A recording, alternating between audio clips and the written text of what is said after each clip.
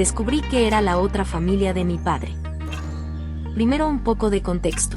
Mi papá decidió que era infeliz en su matrimonio con 4 hijos. Conoció a mi mamá y tuvieron una hija, es decir, a mí. Mi mamá siempre había deseado tener una niña, pero en el pasado por complicaciones tuvo un aborto que la dejó muy traumada. Ella estaba completamente sola porque mis abuelos vivían en otra ciudad y mis tíos muy lejos. Luego de un tiempo conoció a mi papá por unos arreglos en unos electrodomésticos, empiezan a hablarse y verse más seguido, tienen una relación de noviazgo, hasta donde sé, nunca se propusieron formalmente, y 1 o 2 años después nazco yo.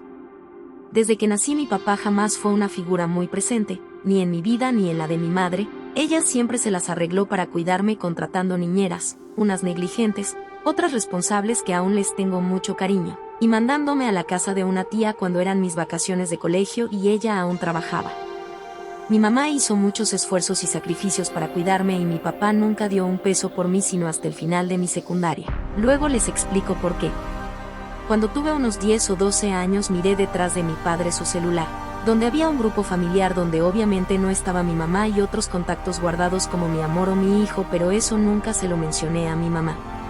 A partir de ese momento, cuando mi papá pasaba a la casa, tenía el descaro de responder las llamadas de sus hijos encerrándose en mi cuarto y saliendo diciendo que eran cosas del trabajo, pero obviamente mi mamá y yo sabíamos de qué se trataba, aunque mi mamá nunca hizo esfuerzos por encararlo. Un poco antes de pandemia ese recuerdo me volvió y me dio mucha intriga, por lo que decidí buscar pistas en el lugar en el que cualquier adulto sube su vida y tiene de user su nombre completo: Facebook. Aunque me costó, encontré unas fotos y comentarios interesantes, pero no pasó de ahí. Y un día en pandemia, por una videollamada de mi colegio, mi papá dejó su correo abierto y aunque estuvo mal me puse a buscar evidencias de la otra familia de mi papá y encontré muchos documentos. Fue ahí que me di cuenta que él estaba casado, tenía 4 hijos y por las fechas en las que estaba en primaria mi papá le estaba pagando un crédito estudiantil a su hijo menor y por eso nunca le dio ni un peso a mi mamá. Desde ese día empezó a crecer el rencor, la rabia y el resentimiento hacia mi papá, lo que me llevó a terapia.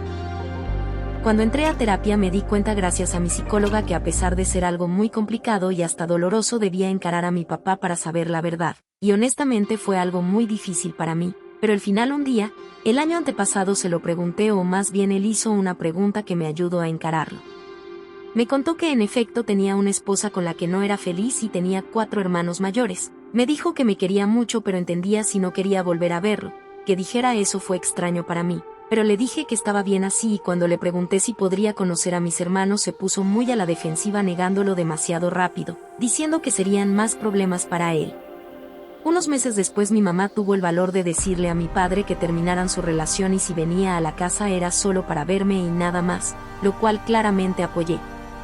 En ese entonces yo seguía, y sigo, resentida con mi papá y él vino a hablar conmigo confesándome que a pesar de todo él seguía enamorado de mi mamá. Le pedí explicaciones de por qué a pesar de estar casado y tener una familia se le ocurrió meterse con mi mamá y más aún cuando ella estaba en un estado mental tan vulnerable, pero nunca supo darme una respuesta coherente.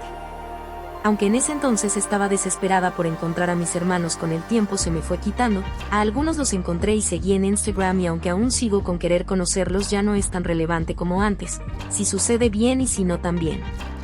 Nunca demandé a mi papá porque hasta mucho después supe que podía hacerlo y aunque lo intenté convenciendo a mi mamá, ella no quiso hacerlo y ahora soy mayor de edad así que ni modo. De todas formas a día de hoy él solo aporta una nimiedad económica, tratando de compensar años de abandono, pero siento que es más una ayuda para mi mamá que para mí y realmente no sé si quiero algo de él. Hoy en día nuestra relación es bastante neutral y a veces sigo sintiendo ira hacia él.